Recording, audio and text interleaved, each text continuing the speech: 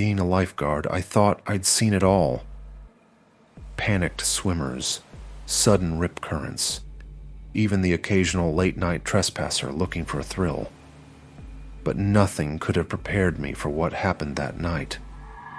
It was late in the season, and the beach was nearly deserted. I had drawn the short straw for the evening shift, meaning I was stuck in the watchtower, while the sky turned dark, the ocean stretching endlessly into the void. The moon barely cut through the heavy clouds, and the wind carried the distant sound of crashing waves. Around 11 p.m., just as I was about to pack up, something caught my eye.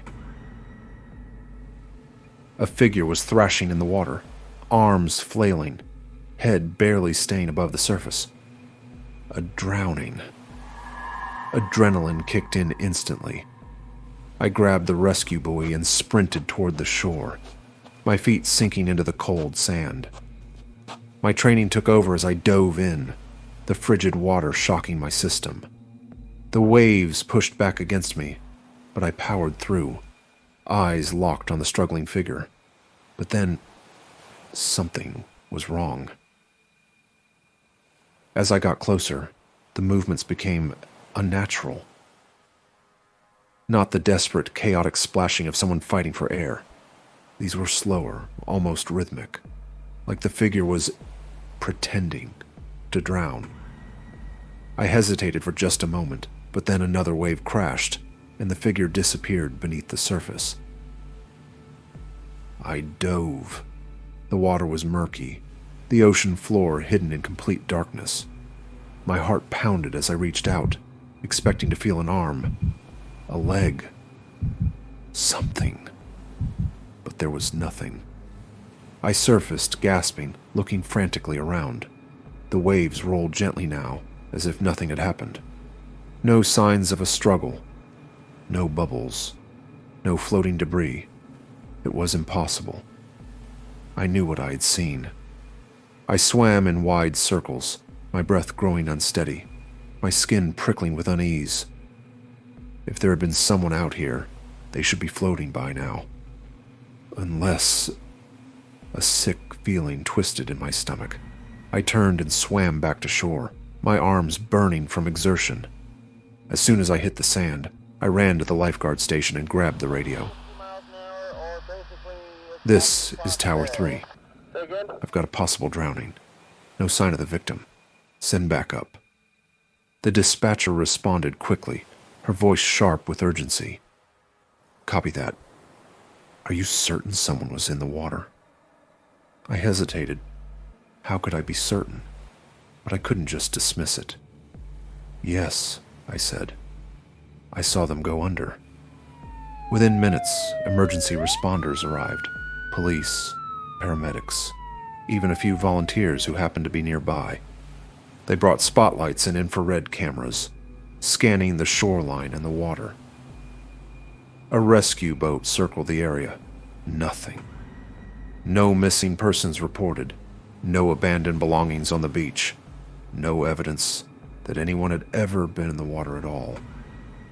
One of the officers, a guy named Ramirez, pulled me aside. You sure about what you saw? I nodded, my mouth dry. I wouldn't call this in if I wasn't. He studied me for a moment, then sighed. You're not the first lifeguard to report something like this out here. A cold shiver crawled up my spine. What do you mean? He glanced at the ocean, his expression unreadable. Every few years we get a call. Someone sees a drowning, but there's no victim, no body, no missing person. I stared at him, my heart still hammering. So what am I supposed to do? Just ignore it next time. Ramirez shook his head. You did the right thing, but sometimes the ocean holds on to its dead, and sometimes it lets them back out. I didn't respond. There was nothing I could say. The search was called off after 2 hours. No explanation. No closure. I finished my shift in silence, my eyes never leaving the waves. But later that night, as I was locking up the lifeguard station, I heard something. A wet, dragging sound. It came from behind me, near the storage shed where we kept the rescue boards. I turned, heart hammering. The sand was undisturbed, no footprints leading up to it. But the door to the shed, it was open. I stepped forward, my flashlight beam cutting through the darkness. Inside, everything seemed normal. The rescue gear was stacked neatly. The boards were lined up. But then, just as I was about to close the door, a single droplet of water hit the concrete floor, and then another. I slowly lifted my flashlight, following the sound. Up on the highest shelf, resting between two buoys, was a lifeguard's whistle, covered in sand, soaking wet. I didn't recognize it. It wasn't mine. It wasn't any of ours. And as I stood there, frozen, I swear I heard something outside. The sound of footsteps, barefoot, walking away. I didn't sleep that night.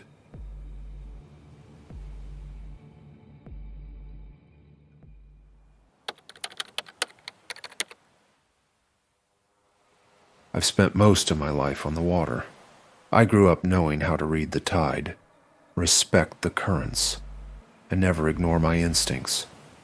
But nothing I ever learned prepared me for what happened that night. It was late October, and the sea was restless. I was out on my small fishing boat. The Marion, about 5 miles off the coast. The night was clear but eerily silent, the water reflecting the moonlight like glass. That's when I saw it. A ship on the horizon. At first, I thought it was just another fishing vessel, but something about it felt wrong. It was massive, far larger than anything that should be out here.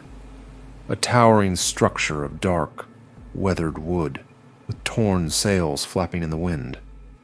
There were no running lights, no sound of engines. I squinted, trying to make sense of it. The ship looked old, impossibly old, like something straight out of a history book. It shouldn't have been there. I grabbed my radio and called out. Unidentified vessel on the horizon. Do you read? This is the Marion. Silence. I adjusted the frequency and tried again. This is the Marion, calling the vessel on the horizon. Do you require assistance? Nothing. A cold wave of unease settled over me. Something about the ship made my skin crawl. I felt watched. And then, as I stared at the ship, I noticed something chilling. It wasn't moving. The sea was rough, the waves strong enough to push my own boat slightly off course. Yet the massive ship remained perfectly still, as if anchored to an invisible spot. And then the lights came on. A soft, eerie glow flickered to life on the deck, but it wasn't the glow of electric bulbs or lanterns. It was pale, almost bluish, like moonlight trapped within the ship itself. Shadows moved along the deck, figures shifting, walking. I could see them. People. Or at least the shapes of them. They moved strangely, almost gliding rather than walking. Their forms flickered, distorted, as if they weren't fully solid. My breath caught in my throat. I've seen a lot of things at sea. Storms that could swallow boats whole. Rogue waves that defy physics. But nothing like this. I reached for my phone and dialed 911, my fingers shaking. 911, what's your emergency? I took a breath, trying to steady my voice. This is Captain Daniel Moore. I'm out on the water 5 miles off the coast. I'm looking at a ship that... I hesitated, struggling to find the right words. It just appeared. No lights, no response on the radio. And now I see people on the deck. The dispatcher asked me to clarify, but how could I? What was I supposed to say? I looked back up at the ship, and my blood turned to ice. The figures were standing still now, all of them, and they were looking right at me. Though they had no faces, I knew they were watching. Then, the ship began to move, but not forward. It started to fade. The edges blurred, the hull becoming transparent. The figures remained a moment longer, their empty stares locking onto mine. Then just like that, the ship was gone. Vanished into the night like it had never been there. I was still gripping my phone when the dispatcher asked, "Sir, are you still there? Did the vessel respond?" I swallowed hard. It's gone." A long silence stretched on the other end. Then the dispatcher sighed. "Sir, are you aware of the local legend?" "What?" I asked, still trying to process what I had seen. "There have been reports, years apart, but always the same story. A ship appearing on the horizon, unmoving, with figures on board. And then, nothing. Some say it's the lost crew of, the Widow's Curse, a merchant ship that went missing in these waters in the 1800s. Others think it's just an old sailor's myth." I closed my eyes. Myth or not, I had seen it. And I don't know what's worse, that I saw it or that I had the feeling it had seen me too.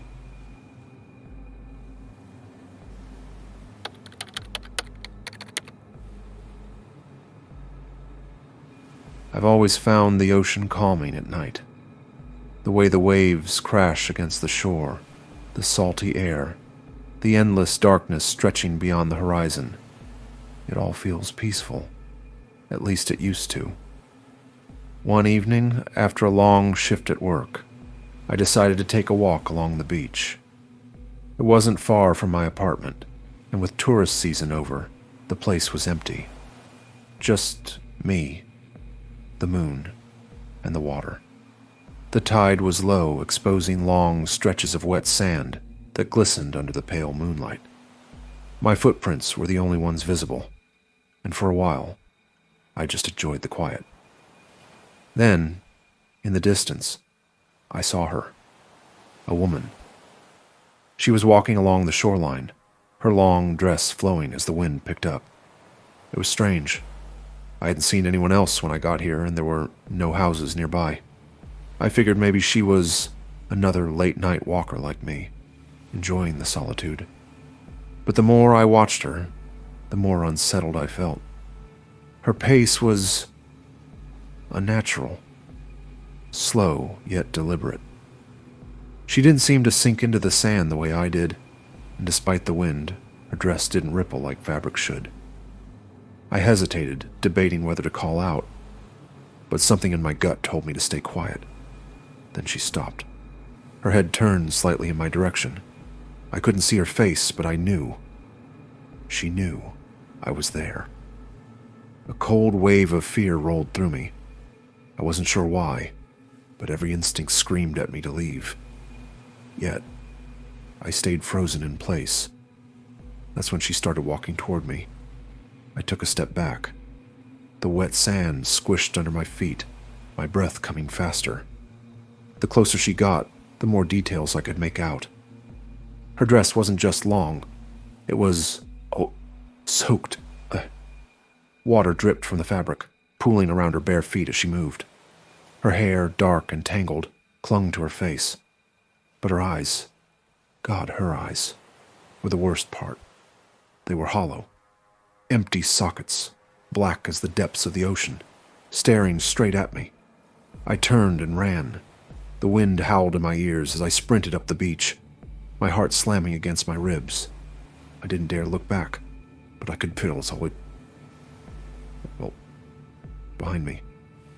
The air grew damp, heavy, suffocating. The scent of seawater and decay filled my lungs. My legs burned as I pushed forward, the parking lot finally coming into view. But just before I reached it, I made a mistake. I looked back. She was closer than before. Too close. I had nowhere to go, nowhere safe. My car was still too far away. My only option was to hide. I threw myself behind a sand dune, pressing my body against the cold, damp ground. I held my breath, my pulse hammering in my ears. Then I heard it.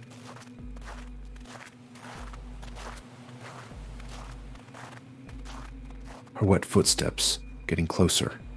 I clenched my fists, praying she wouldn't see me. The footsteps stopped just on the other side of the dune. The air was freezing now, colder than the night should have been. I could hear water dripping onto the sand. Then, sniffing, like she was searching for me. My chest ached from holding my breath. The seconds dragged on, stretching into eternity. I could feel her presence looming just feet away. And then, silence. I waited and waited. Finally, after what felt like forever, I peeked over the dune. She was gone. The beach was empty, no footprints, no sign that anyone had been there at all. I didn't waste another second. I sprinted to my car, my hands shaking so badly I could barely get the keys in the ignition. I barely slept that night, and for days, I tried to rationalize what I saw. A trick of the light. Exhaustion playing tricks on my mind. Maybe someone had been there, and I let my fear distort reality. But deep down, I know what I saw, and I have no explanation for it.